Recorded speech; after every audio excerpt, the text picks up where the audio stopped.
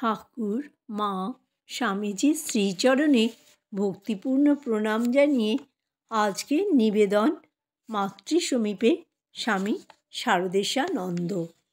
একবার জয়রামবাটিতে মায়ের জন্মদিনে ভক্তগণের ইচ্ছা হলো মা প্রথমে খাবেন, সন্তানেরা পরে প্রসাদ পাবে। একজনের উৎসাহ বেশি, অগ্রণী হয়ে মাকে এই আকাঙ্ক্ষার কথা জানালো। মা আর কোনো আপত্তি করলেন না, নীরবে সায় দিলেন।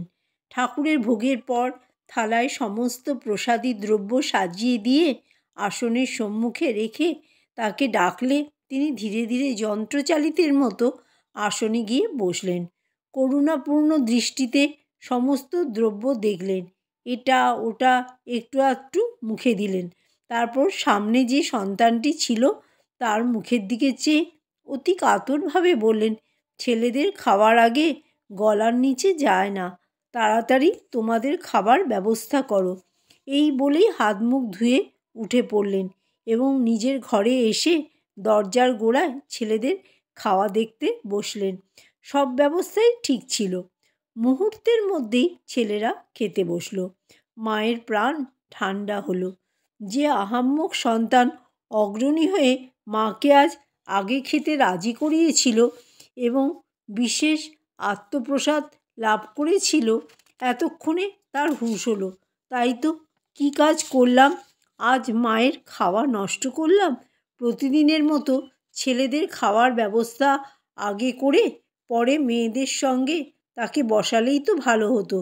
তিনি নিশ্চিন্ত হয়ে স্বস্তিতে খেতে পারতেন। ঐশ্বর্যের দাস আমরা, এই মাধুর্যলীলার কথা কি করে বুঝব? তাকে ঠাকুর দেবতা সাজিয়ে পূজা ভোগরাগের ব্যবস্থা করে নিজেদের ঐশ্বর্য লিপ্সার রসাস্বাদন করি, কিন্তু তিনি সমস্ত ঐশ্বর্যের আবরণ ভেদ করে শুদ্ধ মাধুর্যময় মানুষ শরীর ধারণ করেছেন, আমাদের মা হয়ে এসেছেন তার স্নেহ অমৃত পান করবার জন্য। এ কথা আমরা বিশ্বাস করতে ও বুঝতে পারলাম কই? সন্তানদের সুখ স্বাচ্ছন্দ্যের দিকে ছিল মায়ের তীক্ষ্ণ দৃষ্টি। ছেলেদের শুকনো মুখ, দিন বেশ ক্ষীণ শরীর মা দেখতে পারতেন না। তাই উদ্বোধনে ছিল সকলের জন্য প্রতিদিন মাছের ব্যবস্থা, কারণ বাঙালি ছেলেদের মাছ না হলে পেট ভরে না। আহারের পরে সকলেই পান খাবে, তাই মা নিজেই পান সেজে রাখতেন।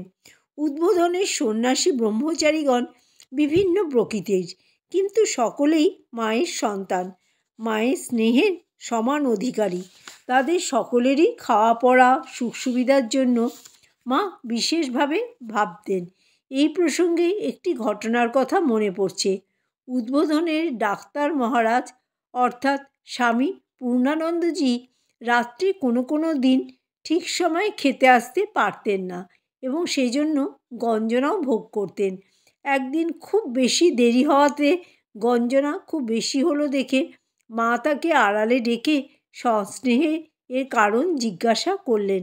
স্বামী পূর্ণানন্দ মায়ের স্নেহের স্পর্শে কেঁদে ফেললেন এবং বললেন, রাজা মহারাজের অর্থাৎ স্বামী ব্রহ্মানন্দজির আদেশ, নিত্য 10,000 জপ করবে, সংখ্যা ঠিক রেখে, এবং ভুল হলে প্রথম থেকে পুনরায় জপ করবে। সংখ্যা ভুল হলে জপের ফল রাক্ষসে খেয়ে ফেলে। মা রাক্ষসে খাওয়ার কথা শুনে হেসে উঠলেন এবং বললেন, বাবা, তোমরা ছেলে মানুষ, চঞ্চল মন, একাগ্রচিত্ত হয়ে জপ করার জন্যই রাখাল এরকম বলেছে। তা বাবা, আমি বলছি, খাবার ঘন্টা বাজলেই তুমি ঠিক সময় চলে এসে খাবে। জপের সংখ্যা পূর্ণ না হলেও দোষ হবে না, পরে আবার সুবিধা মতো জপ করো।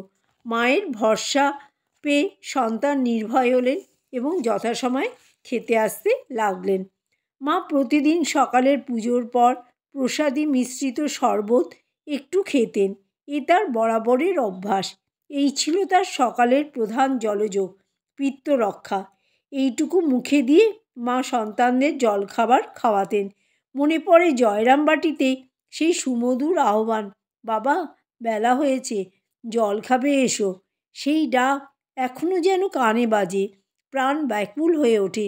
মনে হয় পাখি হয়ে উড়ে যাই।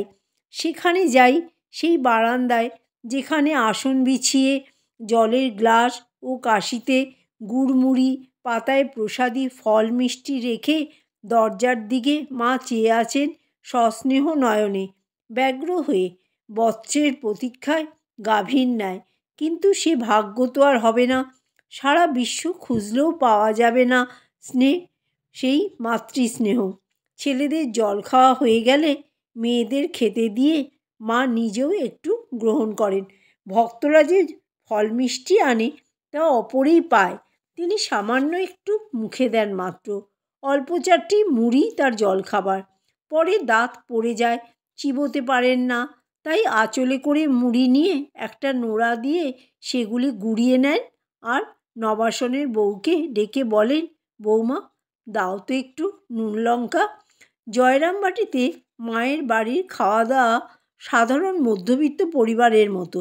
সকালে মুড়ি, দুপুরে সিদ্ধ মাঝারি চালের ভাত, কলাইয়ের ডাল, পোস্ত, একটা ঝাল তরকারি, একটু টক, কখনো শাক, ডালনা, ভাজা। অন্য কিছুও থাকে অনেক সময়। মাছ একটু প্রায়ই থাকে। যতদিন শরীর সুস্থ সবল ছিল মা নিজেই রান্না করে পরিবেশন করতেন। পরে আর পারতেন না, কিন্তু প্রথম থেকে শেষ পর্যন্ত খাওয়ার সামনে বসে থেকে দেখতেন। আসন পাতা, জল সব যেন ঠিকমতো হয়, পরিষ্কার পরিচ্ছন্ন।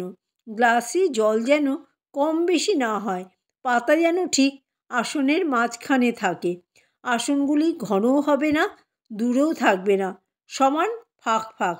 পরিবেশন হচ্ছে। মায়ের সুমধুর আহ্বান ছেলেদের কানে গেল, বাবা বেলা হয়েছে, দেরি হয়ে গেল, তাড়াতাড়ি এসো, পাতে ভাত পড়েছে, খাবে এসো।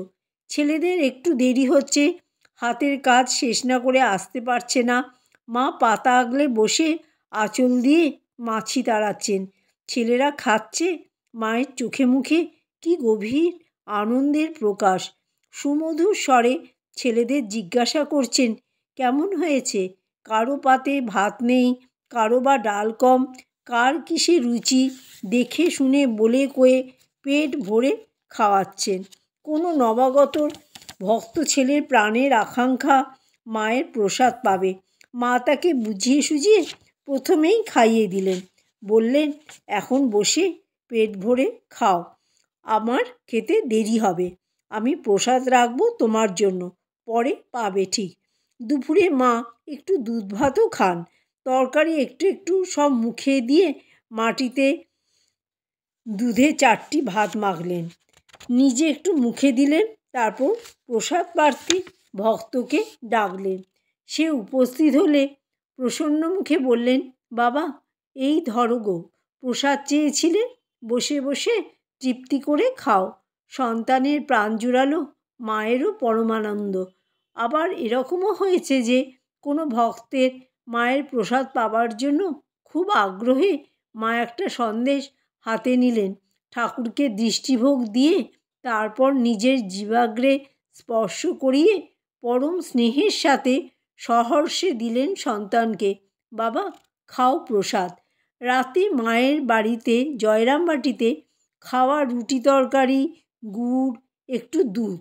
রুটি খুব চমৎকার হয়। মা নিজে হাতে আটা মাখেন, অনেক সময় নিয়ে টিপে টিপে, অতি মোলায়েম করে। সন্ধ্যার পর ঠাকুরকে ভোগ দিয়ে সেই খাবার ভালোভাবে ঢাকা দিয়ে কাছে নিয়ে বসে থাকেন, যাতে ঠান্ডা না হয়ে যায়। ছেলেরা একটু রাত হলে খাবে, সন্ধ্যাবেলা ঠাকুরকে ডাকবে, তার স্মরণ করবে। আবার একটু রাতে না হলে খিদে পায় না, পেট ভরে খেতে পারবে, তাই না? মা প্রতিজ্ঞা করছেন। মিটমিট করে প্রদীপ জ্বলে, ঠাকুরকে ধূপ দিয়ে প্রণাম করে আলো কমিয়ে দিয়ে মা পা মেলে বসে থাকেন।